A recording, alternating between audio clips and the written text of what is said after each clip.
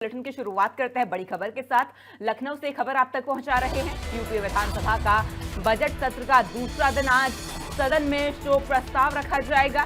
11 फरवरी को वित्त मंत्री सुरेश खन्ना बजट पेश करेंगे। वित्त वर्ष 2026-27 का बजट विधानसभा में पेश किया जाएगा।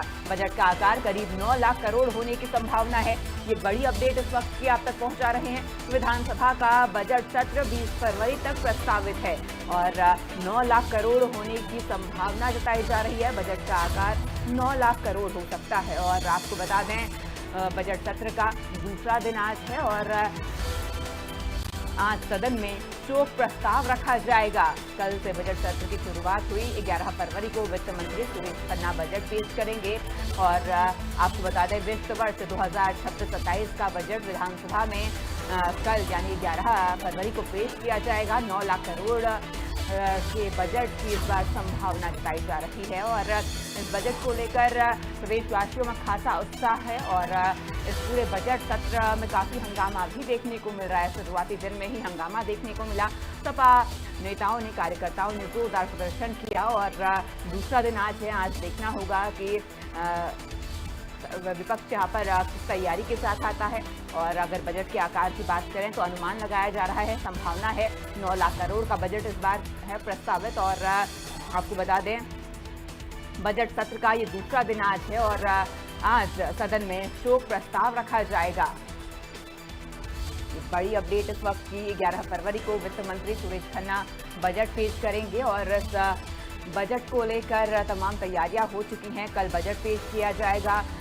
वित्त मंत्री सुरेश खन्ना इस बजट को पेश करेंगे।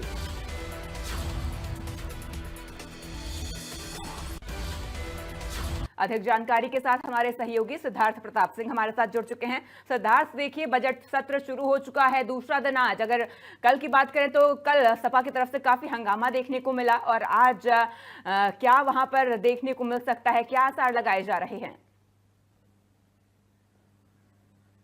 देखिए बिल्कुल आज बजट सत्र का दूसरा दिन है और आपको बता दें जिस तरीके से जो सदस्य दिवंगत हुए हैं उसको लेकर आज शोक संदेश प्रस्ताव रखा जाएगा। उसके बाद शोक संदेश होने के बाद आज विधानसभा स्थगित कर दी जाएगी। और आपको बता दें कि किस तरीके से कल समाजवादी पार्टी के जो विधायक थे लगातार वो हंगामा कर रहे थे। आपने देखा होगा लगातार वो चौधरी चरण सिंह की प्रतिमा के पास आकर हंगामा कर रहे थे और वो लगातार ये आरोप लगा रहे थे सरकार के ऊपर कि एसआईआर में गड़बड़ी की जा रही है, एसआईआर में सरकारी मशीनरी का दुरुपयोग किया जा रहा है, महंगाई, बेरोजगारी, तमाम मुद्दों को लेकर वो सरकार को घेर रहे थे। और जिस तरीके से पिछले दिनों सर्वदलीय बैठक हुई थी तो सीएम योगी आदित्यनाथ ने एकदम साफ शब्दों में कहा था कि देखिए आप आइए और हम सदन चलाना चाहते हैं। जो जनता से जुड़े मुद्दे हैं, जो जनहित के मुद्दे हैं, आप उसको पटल में उठाइए और सरकार उसको उस पर जवाब जरूर देगी। कल लेकिन जिस तरीके से हंगामा हुआ लगातार कोडीन मुद्दे, कोडीन कफ सिरप मामले में विपक्ष पूरी तरीके से हंगामा कर रहा था, किसानों के मामले को लेकर, खाद की समस्या को लेकर, इन समस्याओं को लेकर और महिला की सुरक्षा को लेकर, इन मुद्दों को लेकर सरकार को लगातार वो घेर रहा था। और आपको बता दें कि सीएम योगी आदित्यनाथ ने पिछले दिनों जब विधानमंडल की बैठक हुई तो उन्होंने कहा था कि जो हमारे सभी विधायक है वो मौजूद रहे सदन में और जो मंत्री हैं और विधायक हैं वो तथ्यात्मक जवाब दे। अगर विपक्ष कोई सवाल पूछता है तो तथ्यात्मक जवाब दे। अब बात कर लेते हैं तीसरे दिन की। अब 9 लाख करोड़ रुपए का बजट पेश किया जाएगा। उत्तर प्रदेश के इतिहास में ये सबसे बड़ा बजट होगा और 9 लाख करोड़ का ये बजट है। इस बजट में पूरी तरीके से हिमांशी ये फोकस किया जाएगा खास करके इंफ्रास्ट्रक्चर को लेकर। आपको देखने को मिलेगा पूरा फोकस इंफ्रास्ट्रक्चर को मजबूत करने का प्रयास किया जाएगा और खास करके जो विभिन्न योजनाएं चल रही हैं, खास करके जो महिलाओं से संबंधित और शिक्षा मित्रों को भी जो सूत्रों के हवाले से खबर निकल कर सामने आ रही उन्हें तोहफा मिल सकता है। जिस तरीके से उनका मानदेय 10,000 है, अब उनका मानदेय 17,000 हो सकता है, जो जानकारी निकलकर सामने आ रही। कई विधवा पेंशन की बात कर लें उसको भी बढ़ाया जा सकता है। तो सरकार ये कोशिश करेगी कि बजट 2026 है लेकिन मिशन फतेह 2027 किया जाए। तो कुल मिलाकर लोक लुभावन बजट होगा और बजट में सभी वर्गों का ख्याल रखा जाएगा, सबका फोकस, सभी वर्गों को ज्यादा से ज्यादा कहीं ना कहीं जो सुविधाएं देने का प्रयास किया जाएगा बजट के माध्यम से। और सबसे महत्वपूर्ण बात, लगातार इंफ्रास्ट्रक्चर को मजबूत करने का प्रयास किया जाएगा। सरकार ये बखूबी समझती है कि सड़क और पुल ये सब इंफ्रास्ट्रक्चर को अगर ये सब मजबूत होंगे और सड़कें ज्यादा से ज्यादा होंगी तो कहीं ना कहीं निवेश आएगा, और निवेश आएगा तभी बेरोजगारी खत्म होगी। तो सरकार पूरी तरीके से इंफ्रास्ट्रक्चर पर मजबूत करने पर फोकस करेगी इस बजट के माध्यम से। और ज्यादा से ज्यादा योजनाएं हैं, वो ज्यादा से ज्यादा जो योजनाएं हैं जो खास करके जो जनता से जुड़ी हुई हैं उसको उस पर ज्यादा फोकस किया जाएगा। और आपको देखने को मिलेगा ये बजट पूरी तरीके से आम लोगों को राहत देने वाला हो सकता है। जी जी सिद्धार्थ, आम लोगों को राहत देने वाला बजट हो सकता है। मुख्यमंत्री ने भी कई बड़ी बातें कही थी, लेकिन अगर आम लोगों की बात करें, उनकी उम्मीदों की बात करें, इस बजट से आम लोगों को, आम नागरिकों को क्या आस है? देखिए, बिल्कुल सभी वर्गों को बजट को काफी आस है, और खास करके जो महिलाएं हैं उनको लेकर कई ऐसी योजनाएं हैं जिसकी घोषणा हो सकती है और उसमें ज्यादा से ज्यादा फोकस किया जा सकता है।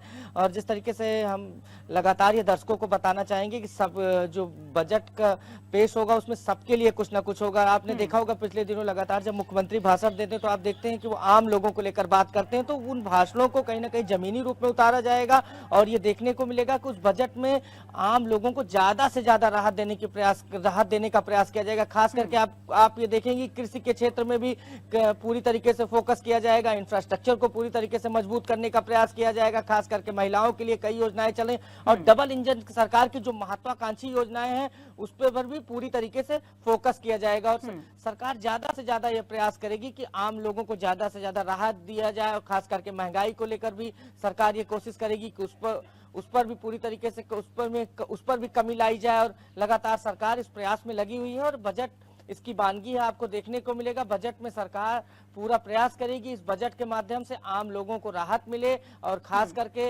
इंफ्रास्ट्रक्चर को पूरी तरीके से मजबूत किया जाए। जी बिल्कुल, इस बार इंफ्रास्ट्रक्चर पर खास जोर दिया जाएगा, इसी के साथ सुरक्षा पर भी जोर देखने को मिलेगा। सिद्धार्थ, जुड़ने के लिए, तमाम जानकारी हम तक पहुंचाने के लिए आपका शुक्रिया।